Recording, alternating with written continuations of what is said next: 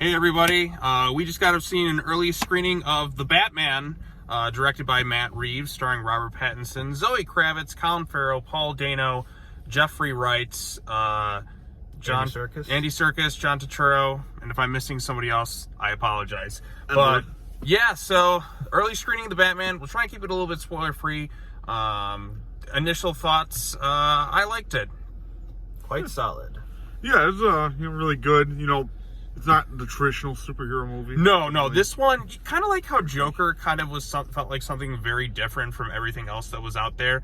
This movie is kind of the same way. Like, this movie is basically like if David Fincher made a Batman movie. It's kind of like the movie Seven in a way. Like, you have Batman who's working closely with Jim Gordon. They're trying to solve the crimes of a serial killer known as the Riddler. Now, this is a very different take on the Riddler. He's basically akin to the Zodiac Killer. When I saw the costume design, I was very hesitant because it's not like the Riddler that I know, like with the, the question mark suits and all that. He's kind that'd be terrible. That'd be so lame. He basically he's basically wearing like a gimp mask, and it's kind of a horror movie too. Like Riddler is actually really intimidating in this movie because it's really psychotic. I mean, Riddler's always been kind of psychotic, but like this time you really kind of feel intimidated by like what he's gonna do. Like, he's just kind of lurking in the shadows, has kind of this intimidating presence, also unintentionally funny. Same thing goes for Colin Farrell as the Penguin, with some of the best makeup I think I've ever seen. He looked good. Yeah, definitely. He gets a lot of laughs in this. Like, Colin Farrell, whenever he plays a comic book villain, like just like he did in Daredevil in 2003, he's one of the best highlights of the movie. Like, he's very entertaining as Oswald Cobblepot. He's supposed to be getting a spin-off show on HBO Max, I heard, so I'm looking forward to when they do something with that. But yeah, like I said, I was really excited when this thing was initially announced because I really like Matt Reeves movies. Like, this isn't my favorite Matt Reeves movie. I still like War for the Planet of the Apes the most, but this is a pretty solid one. What did you think of Pattinson as Batman? In fact, I don't really feel like you get Pattinson as Bruce Wayne enough in this movie. He's kind of just Batman literally the entire movie. Yeah, he looked like a Trent Reznor, like knockoff kind of. He's very emo looking, pasty white skin, but obviously in good shape. Plus, he has the bangs in his face most of the movie, kind of like emo Peter. Yeah. He doesn't feel like Bruce Wayne really though, because he doesn't wear like suits very often in it.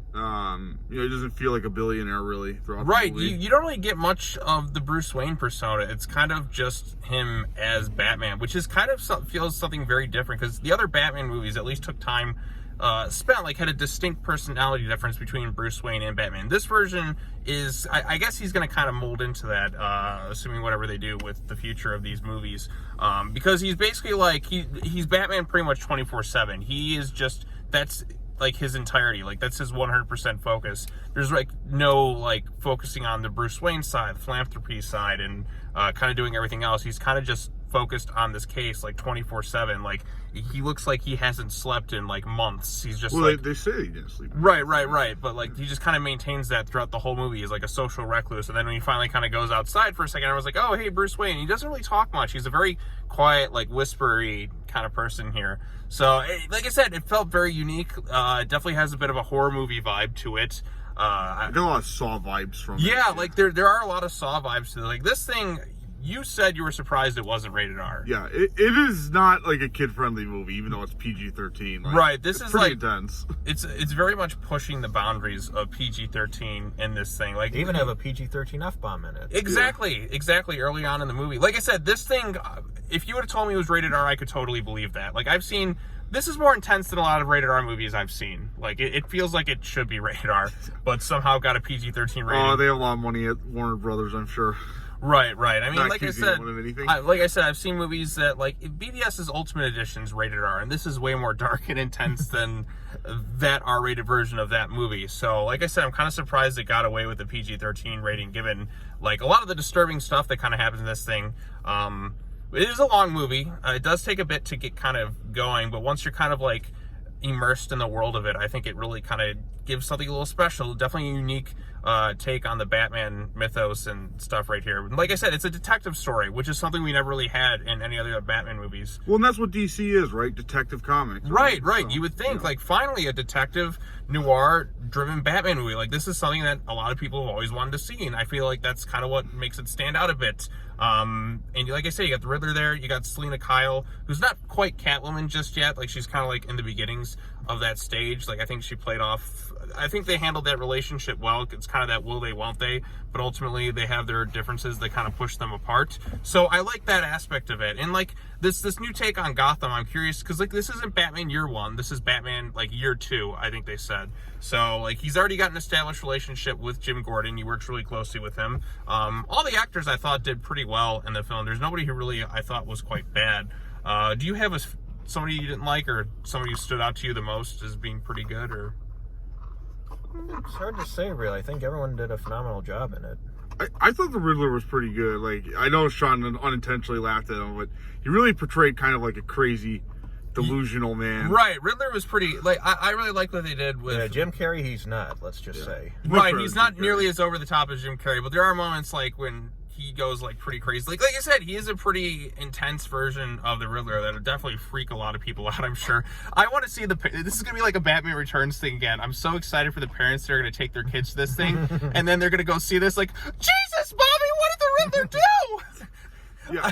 I'm most looking forward to something like that, because when he's basically the Riddler, he's like a slasher villain almost, but when he's like his normal persona, like Edward Nygma or Nashton, I don't know. Like, I feel like the Riddler's name is either Nashton or Nygma. It's constantly going back and forth to the point I'm like, are they like the same thing? I don't even know at this point. Yeah, whenever he was the Edward Nygma-esque character, he was basically like a humanized version of Pennywise. It kind of reminded me a bit. Yeah, he kind of does. He does the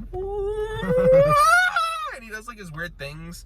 Some of his kills are kind of graphic too in this, like the opening ones, you know. Yeah, like the opening is like this creepy POV shot, and you're like wondering, like, it's just the title just pops up, it just says the Batman, like, oh, okay. And then all of a sudden it's just like you're just like this long point of view shot, and so you kind of realize that it's the point of view of the Riddler.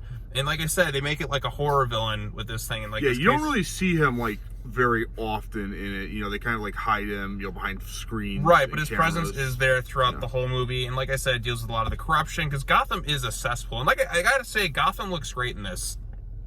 It feels otherworldly. Like, it feels like Gotham come to life, the best I've seen since Tim Burton. Not quite as good as that, because like I still like Gotham in that universe more, but this one kind of feels a little bit closer to that. It's like a blend between the Nolan Gotham and the Burton Gotham, kind of mixed into one almost. Yeah, it's great. Like, this movie's dripping with atmosphere. Like, every shot, like it's raining quite a bit in the city too. Like, it's always like kind of like there's not much light either. Just like in Seven, like you mentioned earlier. Yeah, like I said, this feels like if David Fincher made a Batman movie, but like there's still kind of like those glimpses of Batman being like inspiring for hope.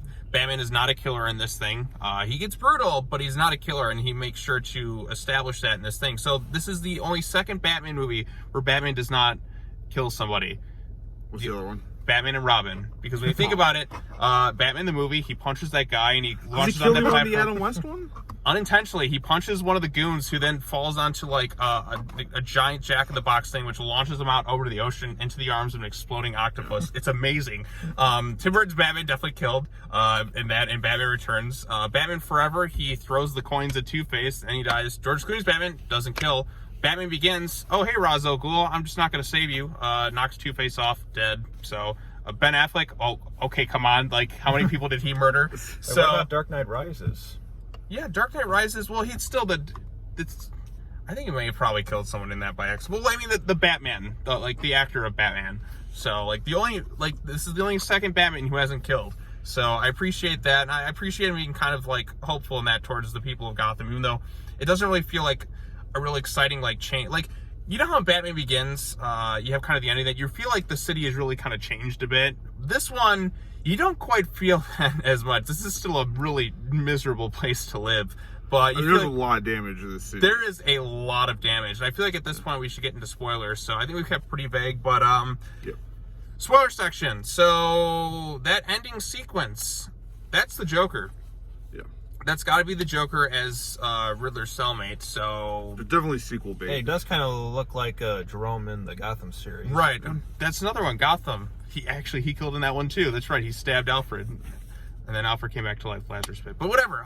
So yeah, Alfred survives a lot in this movie too. Yeah, Alfred survives a lot. We didn't really get too much of Alfred in this thing. I don't think we've ever had a bad Alfred in any of the adaptations of the movies or anything like that. So we're constantly doing good when it comes to Alfred casting. Like I said, I like Pattinson, what he was doing. I do wish we could have gotten a bit of a distinct difference between Bruce Wayne and Batman in bit. So hopefully, because like I said, he's just in full kind of emo mode, like the whole entire movie. And he doesn't do like a Christian Bale type voice. He kind of does like a kind of quiet whisper whenever he talks.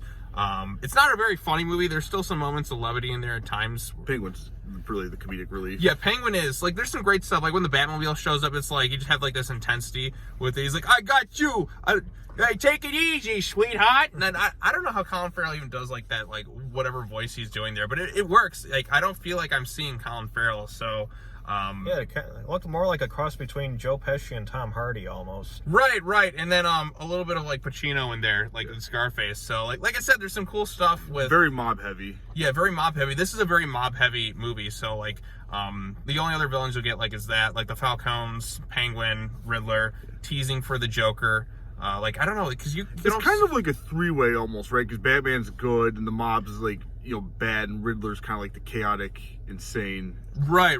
And like I said, I like the kid. fact that Riddler was the main villain. Like I said, this definitely, I can see why it took a long time for Matt Reeves to make this movie, because coming up with the riddles and that's a very hard thing to do. The Riddler is one of my favorite Batman villains, who I feel like hasn't gotten really any good recognition for quite a long time, because the Joker is always kind of shoved at the forefront. But I'm so happy that the Riddler is the main antagonist in this thing, and they got somebody who is doing a really good job to play him. I feel like every Batman movie at least has some usually is pretty good when it comes to villains, intentional or unintentionally funny. So I think Riddler's been tough to translate because he's so is cartoonish and they're so dark now with these movies. Right, and like I said, Riddler still is kind of but Riddler is tricky to write because you have to come up with all the puzzles and ways to solve them, and that it's... It was a good modern twist, and they had his cult following too with him, which was kind of cool because they're really more of the main villains towards the end of the film than right. And then Batman kind Riddler. of kicks ass a lot too. And like I said, I like the fear that the criminals have whenever that signal kind of gets lit up in the sky. And I like how he kind of narrates the story too. And I like the detective aspects too. He's got the little things in his eyes to kind of see things. I thought that was pretty cool. Like I said, you got to kind of it is a long movie. It takes a bit to get going, but I think by the end, it's a pretty engaging Batman movie. Definitely a unique take, but one that you kind of I guess have to kind of get used to a bit. Because every time I see a new Batman take, especially something that's so drastically different. It's kind of like when I went to see Joker for the first time. It was something so drastically different from everything that came out before it, and that's kind of the same deal with this one. But I mean, don't expect a very big action heavy movie. Like I said, this is a suspense. It's a suspense thriller, slow burn, very atmospheric. Really good score by Michael Giacchino, who's done a lot of work for a lot of different series. He worked on Star Trek. He worked on some of the Star Wars, the newer Rogue One. Did War for the Planet of the Apes. Thankfully not on The Last Jedi though. Right, thankfully. Well, that was John Williams. You know what? I can't dog. John Williams is the one good thing in all of Star Wars, right? True. So we can't hate on John Williams, even though his sequel trilogy score is not quite as epic as the prequel score or the original score, but it's still I was good. saying thankful for him though that he never had to go through that ordeal. Yeah, exactly. So, got a reference in there. Yeah. So, but anyways, I think the Batman is a pretty solid comic book film. I think people are going to really like it. It may divide some audience members because it's not a typical superhero movie. This is definitely I want to say it's more if you like the MC style movie film and you go see this think it's going to be that, you'll be you are in for something very different with this thing. I am so excited because we're going to have Batman Returns 2.0 with the parents taking their kids to this thing. They're going to be absolutely horrified by what the Riddler does. Thank goodness there's no Happy Meal tie-in this time. Oh, yes. There's a Little Caesars tie-in though. So, okay, I'm stoked. I am so excited to see when children are being kind of dragged to this movie. To be what the fuck?